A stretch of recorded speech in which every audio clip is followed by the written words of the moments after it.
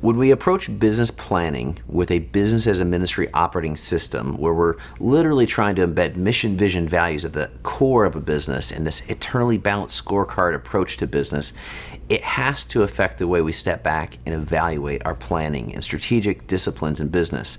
So before we get into the season of looking at what we should plan for the year to come and how to plan, we need to really assess our actual planning effectiveness based upon what's gone before us. And so to help inform that, where today you can know how to best leverage the power of peers in this business forum to look at the way and effectiveness you need to approach business planning.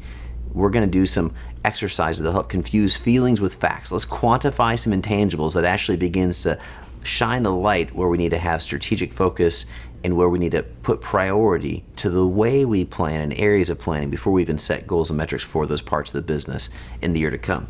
So if we're to think in the vein of a balanced scorecard, we're going to ask ourselves a couple critical questions that will begin to change the way we look at our business. The first is, let's take a look at the areas of our business. So classically, you've got revenue, you've got operations, you've got organizational development, how you do people, you've got finance, and of course you've got ministry. First thing we're going to ask ourselves is, how well do we think we do planning in that area of the business based upon the past year? And we're going to rank it in a 1 to 5. By this, we mean for that dimension of the business, do we have a rigorous planning process? We've got goals and plans and objectives and cascading activities that are tied and informed by metrics. Do we feel like we approach this past year, that area of the business, with decent planning? 1, it's reactive, not really, it's kind of a rinse, lather, repeat. 5, we've got really rigorous process to that component of the business. Okay, second, let's look at results. Now, we separate plans from results because you can have false positives and false negatives. You can have great success in revenue because you had a contract land in your lap, or market forces just kind of surge demand supernaturally, or you can have poor results due to catastrophes and disruption, whether that's environmental or otherwise. And so we're going to rank for each area, how was the results of the past year compared to the plans we had for that area of the business. And this is helpful because revenue can cover a multitude of sins, but this helps us look at all the different dimensions of a business and where there may be gaps forming. We then want to ask the learning question of why. What, for that area, what was the reasons that drove that? Was it data? Was it new insights? Was it some sort of disruption event? Was it some other applied technology? Was there something, we had a false assumption, we had better accountability? So whether it's positive or negative, what would be some of the reasons why you would assign to that area? Then we want to ask the question, what are change factors?